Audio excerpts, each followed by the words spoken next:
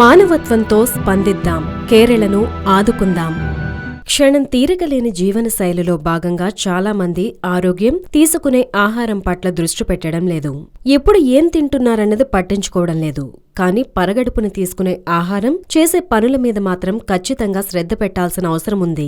ఆలస్యంగా నిద్రలేచినప్పుడు అలవాటులో భాగంగానైనా పరగడుపున సోడా, ఇతర శీతల పానీయాల్ని తాగకూడదు.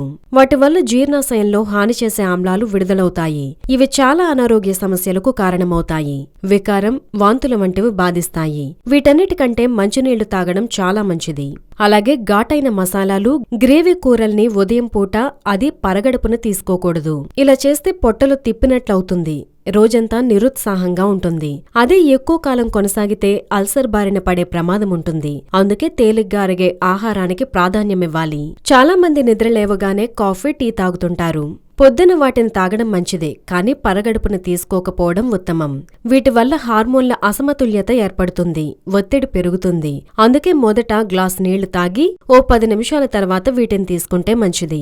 అలాగే పుల్లని పదార్థాల వల్ల ఉదయం పూట జీర్ణ వ్యవస్థకు ఇబ్బంది కలుగుతుంది. ముఖ్యంగా టమాటాలను పరగడుపున తీసుకోరాదు. చాలా మంది టమాటా బాత్ లేదా టమాటా రైస్ వంటివి తింటుంటారు. ఇలాంటివి తినే ముందు కొన్ని పాలు తాగడమో, వేరే పదార్థాలేమైనా తినడమో చేయాలి. అలాగే కొందరు నిద్ర లేవగానే వాకింగ్ లేదా జాగింగ్ కు వెళ్లిపోతారు.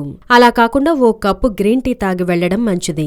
యోగా చేయడానికి ముందు కూడా ఇలానే చేయాలి. పొట్టలో ఏమీ లేకుండా పరగడుపున వ్యాయామం చేయడం వల్ల కొవ్వు త్వరగా కరగదు. పరగడుపున అరటిపండ్ల జోలికి వెళ్లకూడదు. అరటిపండులో మెగ్నీషియం ఉంటుంది. అది పొద్దున్నే శరీరానికి ఎక్కువ మోతాదులో అందడం మంచిది కాదని వైద్యులు చెబుతున్నారు. హలో, మిమ్మల్నే. యోయో టీవీ యాప్ డౌన్లోడ్ చేసుకున్నారా? ఇంకా లేదా? మీ యాప్ స్టోర్ కి వెళ్ళి వెంటనే డౌన్లోడ్ చేసుకోండి.